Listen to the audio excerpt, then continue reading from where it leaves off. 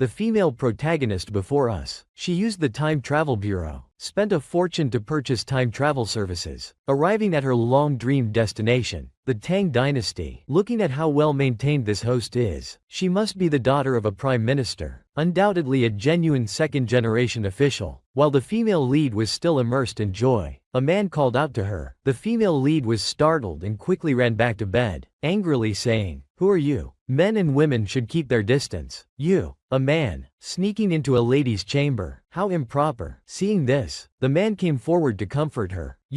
Don't be angry with me." For the man to say such intimate words, it seems their relationship must be quite special. Could this man be her arranged fiancé? Princeton? That handsome face. It truly looks captivating. This 7-day time travel tour is of such high quality. However, the man seemed not to understand the title, Prince N. His real name is Changshi. Then the man said, "About what I mentioned last night.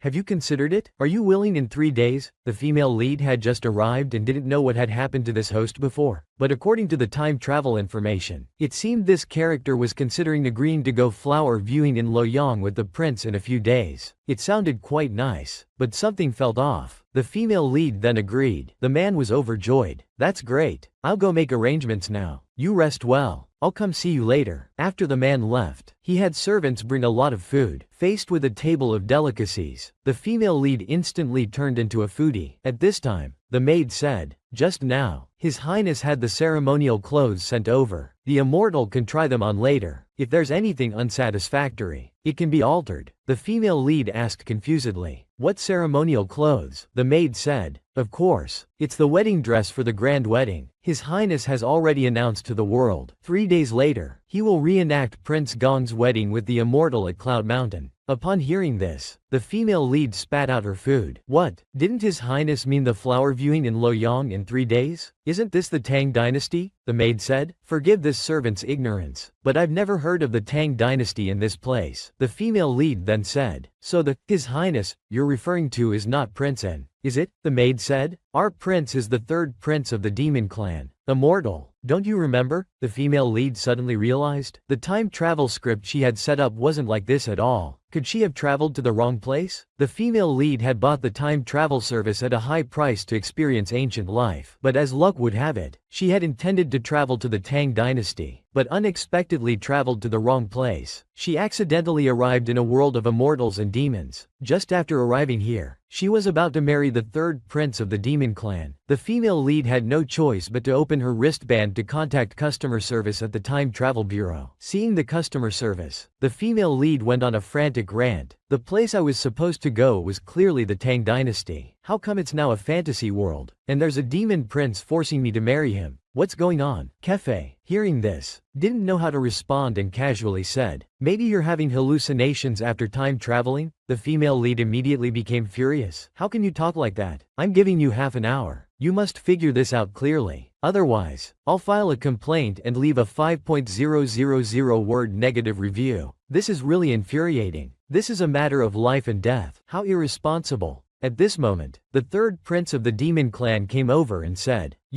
Are you alright? I just heard from the servants that you were feeling dizzy." The 3rd prince took the female lead's hand, wanting to show concern, but she immediately pulled away. The 3rd prince, feeling slightly dejected, asked, "Do you dislike me touching you?" The female lead said, "It's not that. It's just that your hand is a bit cold." The 3rd prince then remembered, "I forgot Ewer is afraid of the cold. How about this? Is it warmer now? If you have any requests, just tell me. As long as you're willing to be with me, I'm willing to do anything for you. I'll definitely try my best to satisfy you." After hearing this, the female lead said, "Getting married in 3 days is too rushed. Marriage is not a trivial matter. I think we need more time to prepare. How about next month instead?" Then the 3rd prince showered her with sweet words, appearing determined to proceed. The female lead felt that delaying the wedding seemed impossible. "If that's the case, I must hurry to save myself. The 3rd prince's urgency to marry me doesn't seem so simple." After the 3rd prince left, the female lead continued to contact customer service. After their inquiry, it was confirmed that the female lead had indeed traveled to the wrong place, but exactly where she had traveled to still needed further confirmation from their system. them. Before the coordinates were determined, they couldn't bring the female lead back yet, but to make up for their mistake, they specially gifted the female lead an Immortal World Tour package, including multiple ancient treasured manuals and supreme martial arts. The female lead was speechless, but thinking carefully. Just now the third prince's maid called her immortal, so she should be an immortal from the celestial realm, and he's a demon. In theory, they shouldn't be together, right? Then why is the third prince insisting on marrying her? Could it be true love? At this moment, the wristband rang. The female lead looked at the message on it, and her expression suddenly changed. This woman, in order to experience ancient life, had spent a fortune to buy a time travel suit. Unexpectedly, due to a system error, she accidentally arrived in a world of immortals and demons. Here, she turned out to be a vicious female supporting character. Just now, the female lead Fuyu received a message on her wristband. The system granted her an invisibility skill, but it's important to note that objects in contact with the body can become invisible along with it, but living beings cannot. In the invisible state, one cannot be seen or sensed, but can still be touched. Please be careful to avoid contact. The female lead was immediately overjoyed. She could use the invisibility skill to leave this ghostly place. Without hesitation, she immediately used it. Suddenly, with a whoosh, the female lead's body became faint and flickering. Looking in the mirror, she couldn't see herself. The effect was significant, but now there were maids guarding the door. If she suddenly opened the door, it would be too suspicious. So the female lead set her sights on the window in the room. She thought she could slip out from here without making a sound, but immediately after, the female lead was caught red-handed. Kefe kindly reminded her, "You just hit a barrier. It's a protection system set up by cultivators using their own spiritual energy. So does that mean I can only be trapped here?" And the invisibility skill was only effective for 30 minutes. She had no choice but to first understand her surroundings. The female lead decided to go outside and take a look. But when she walked outside, the air wall she couldn't pass through earlier was now unobstructed. It seems these maids had set up the barrier. To learn about the demon realm, the female lead then inquired with the maids. According to the maids, His Majesty the Demon Emperor had unified the demon realm and the immortal realm, presenting a situation of equal power. His Majesty had 3 sons. The eldest prince and the second prince were born during His Majesty's early years of conquest. Their birth mothers had passed away and they had no official status. Only the third prince, Jiangxi, was born after His Majesty became the Demon Emperor and married the Demon Empress. His Majesty favored the third prince, but the third prince was born weak, with an indifferent temperament, and had no interest in power. He only enjoyed traveling and sightseeing every day. It was during his travels in the immortal realm that the third prince fell in love at first sight with the immortal lady. He was determined to marry her. Subsequently, the female lead unexpectedly learned from the maids that her father was actually the Heavenly Venerable. This title alone indicated he was an extraordinary figure. Now the female lead understood everything. No wonder the third prince was so eager to marry her. It turns out he had ulterior motives. Just because she had a father who was the Heavenly Venerable, he was undoubtedly a scumbag. At this moment, the female lead's wristband rang. The customer service sent a message saying they had confirmed that the female lead had traveled into a Shenxia novel. The plot of the novel had been sent to the wristband, but due to the project team being on a team-building trip in Antarctica, they couldn't verify the exact coordinates at the moment, so she would have to stay here a while longer. Seeing this, the female lead cursed again. "Forget it. I'll read the novel first and understand what this world is like." The novel's plot specifically talked about this being a world where mortals and beasts, immortals and demons coexisted. The immortal realm was guarded by 4 great immortal cities: Azure Dragon, White Tiger, Vermilion Bird, and Black Tortoise, and the host the female lead had transmigrated into was actually the most beloved youngest daughter of the Heavenly Venerable, the Lord of Vermilion Bird City. She was infatuated with the Lord of Azure Dragon City, who was also the male lead of the novel, Bai Chengye. However, Bai Chengye only had feelings for the female lead Xia Mengwan, who was born in the mortal realm. In extreme jealousy, she actually schemed to frame the female lead Xia Mengwan. Afterwards, she was thrown into the infinite ice abyss by the enraged male lead. This froze her immortal body, causing her to lose all her powers. But later she was rescued by the third prince of the demon realm. Under the third prince's instigation and manipulation, she repeatedly made things difficult for the female lead Xia Mengwan, ultimately putting her in mortal danger. After that, The male lead Bai Chengye executed her for the sake of his love. From then on, the two great immortal cities of Azure Dragon and Vermilion Bird went to war. The third prince took advantage of the chaos to lead the demon clan in an invasion. From then on, the world fell into great chaos. After all this, it turned out she was actually a vicious supporting female character. As evening approached, the female lead opened her eyes groggily and found herself outside. Looking closely, the female lead was being held in a man's arms. However, the man was wearing a mask. Who could this sudden man be? The female lead, Fu Yu, had just transmigrated into the Shenxia world and was already being forced into marriage by the third prince of the demon clan. But the female lead didn't want to marry into the demon clan. As luck would have it, a masked man took her away from the demon clan's hands. Although the man was wearing a mask, his handsome face still couldn't escape the female lead's eyes. As the female lead was gazing at him mesmerized, the man said, "Immortal lady, you're awake. The heavenly venerable is waiting at the foot of the mountain. Let's continue our journey. So you were sent by my father to save me. I knew he wouldn't abandon me." The man continued, "Immortal lady, since you say so, in future actions, you should consider the heavenly venerable's face." The female lead knew that the previous character in this body had done many bad things. She apologized repeatedly. "I was too foolish before. Chasing after that scumbag Bai Chengye made me lose my mind. Sir, you risked your life to save me, yet I don't even know your name." But the man refused to reveal his name. The female lead thought, could this man be a minor character in the novel? Maybe he doesn't even have a name. She then recited a poem. "An inch of autumn ripples, 1,000 lakes of bright pearls, exquisite taste, your eyes are so beautiful. Why don't I call you Qianhu, 1,000 lakes?" Shortly after, the two entered an illusory world. The female lead immediately started shivering from the cold. The man teased, "A cultivator, afraid of this little cold wind?" The female lead said, "If it weren't for that Bai Chengye throwing me into the ice abyss and freezing my immortal body, I wouldn't be so afraid of the cold today." After learning the situation, the man used his immortal energy to warm the female lead. Then he took out a hand warmer. "Here, take this. You won't be cold now." After a while, the female lead recovered and looked closely at the illusion, finding it quite beautiful. The man said, "You're quite leisurely. Aren't you afraid of being trapped here?" The female lead said, "Isn't that why you're here? You could come and go as you pleased even in the heavily guarded palace of the demon realm's third prince. This small illusion shouldn't be a problem for you." But the man seemed a bit worried. "I've never encountered this illusion before." At this moment, a cold wind blew. Seeing this, the man protected the female lead in his arms. Then, a large tree quietly appeared before their eyes. As the female lead approached, she found a poem written on the tree. Could it be that we need to say the next line? "In heaven, we vow to be birds flying wing to wing." The next line is, "On earth, we vow to be branches growing side by side." As soon as she finished speaking, a long flower path appeared before them. Then the two continued on their journey. After walking for a short while, another large tree appeared before them. The man looked at the oath written on it, "Exquisite dice, red beans of love." The female lead then continued with the next line, "Do you know the bone-deep longing?" The man was suddenly startled. His cheeks flushed red. "Immortal lady, are you taking this opportunity to confess to me?" The female lead, Fu Yu, thought to herself, trapped in an illusion with a handsome young man. The only way to break this illusion is through poetry. The two of them matched over a dozen poems before finally escaping successfully. The man said, "While we haven't been discovered by the demon clan yet, let's continue on our way." As soon as he finished speaking, the man lightly waved his hand. A golden rope appeared from his hand. He then used the rope to tie up the female lead. The man leapt down, pulling the female lead to fly down the mountain with him. The feeling of being carried by a powerful person for the first time was truly wonderful. The female lead was overjoyed and couldn't help but sing a few lines. The man looked at her, thinking this girl was quite innocent and adorable. With proper guidance, she should be able to return to the right path. Soon after, the two arrived at the foot of the mountain. The female lead's father had been waiting here for a long time. Seeing his long-lost daughter, the old man immediately showered her with warm concern.